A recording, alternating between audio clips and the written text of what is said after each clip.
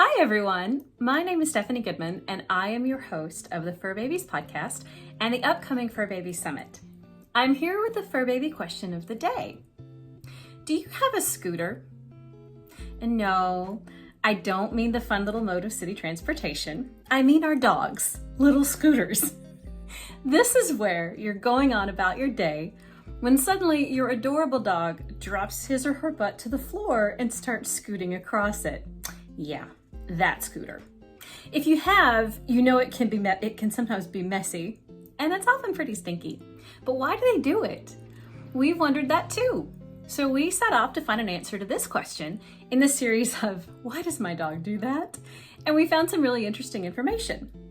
If your dog is suddenly scooting across the floor, it's usually indicative that he or she is having a problem with anal glands. What? They have anal glands? Yes. If you haven't heard of these before, they are two little pouches of tissue that are right under the skin. There's a little sac on each side of your dog's anus. Why do they have these?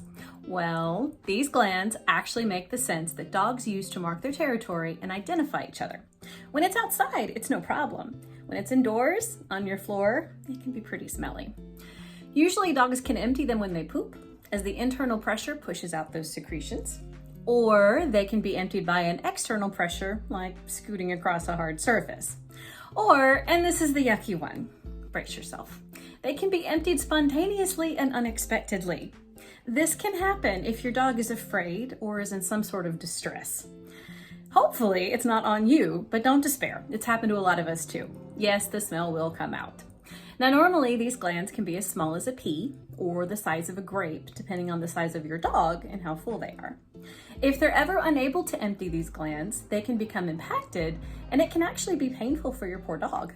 You may see signs like scooting or chewing their bum area as they're trying to empty them on their own. You may see redness or even pus around the anus. A smaller possibility, but one we all worried about, is the presence of a possible tumor. And of course, it can be totally benign, but we don't know until it's checked out.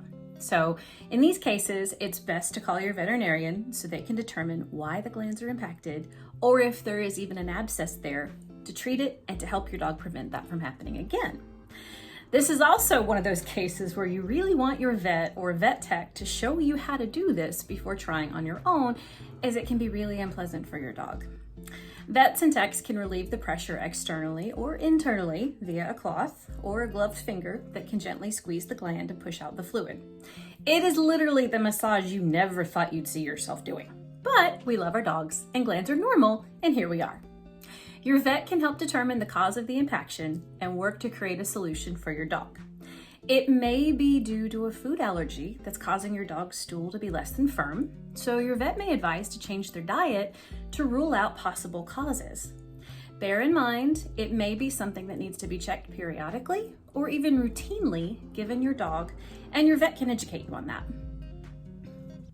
We love our dogs so much, and once they are feeling better, the scooting should stop. Have you ever had anal gland issues with your dog? What happened? Feel free to share in the comments. We love hearing about our dogs. So that's our question of the day.